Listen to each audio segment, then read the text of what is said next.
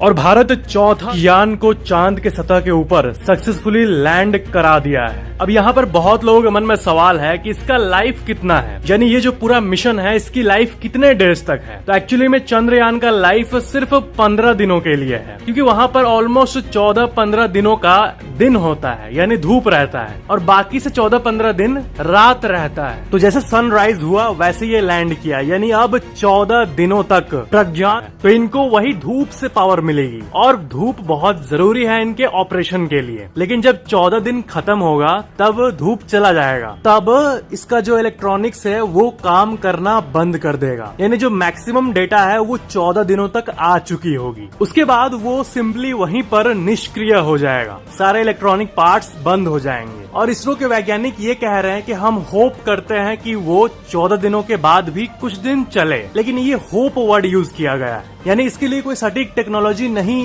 Use किया गया है जिससे वो गारंटीड चलेगा बहुत दिन तक, क्योंकि ये मिशन 14 डेज को माइंड में रखते हुए ही बनाया गया था। बाकी जो ल्यूना 25 जो कि क्रैश किया, अगर वो लैंड होता तो उसके अंदर एक ऐसा पावर जनरेटिंग टेक्नोलॉजी था प्लूटोनियम के जरिए, जिसके चलते उसको 1 साल तक पावर मिलती। तो इस मामले में सबसे अच्छी न्यूज ये है ना कि इसरो एक्चुअली में इस टेक्नोलॉजी पे काम कर रहा है, एक ऐसा प्लूटोनियम का पावर सोर्स बनाने का जिससे अपकमिंग मिशंस में 1 साल तक पावर मिले। लेकिन फिलहाल चंद्रयान जो है ये 14 डेज तक बहुत सी रिसर्च, सैटेलाइट जैसे कि मून एक सैटेलाइट है, तो उसका जो नॉर्थ पोल और साउथ पोल है ये दोनों काफी इम्पोर्टेंट है हमारे लिए। या फिर किसी भी जगह पर चले जाओ, चाहे आप जुपिटर के किसी मून पर चले जाओ, तो वहाँ पर नॉर्थ और साउथ पोल में जो चीज एक्यूमुलेटेड है या फिर जो भी चीजें वहाँ मौजूद है वो बहुत ही मिस्टीरियस होती है हमारे लिए। जैसे कि धरती का जो सबसे एक्सट्रीम कंडीशंस है वो यहाँ के नॉर्थ और साउथ पोल में ही है, और इक्वेटर का जो रीजन है इसे तो कोट एंड कोट सेफ माना जाता है ना, क्योंकि ज्यादातर कंट्रीज पानी बहुत मात्रा में जमी हुई रह सकती है बहुत सालों तक। मिशन में ऑर्बिटर होता है जो कि ऊपर घूमते रहता है, लैंडर होता है और रोवर होता है। तो ये जो ऑर्बिटर्स होते हैं ये किस लिए है वहाँ, ये इसलिए है ताकि वो वहाँ के सारे रीजन्स का डेटा हमें भेज पाए। तो चाहे वो इंडिया का ऑर्बिटर पत्ती के बारे में भी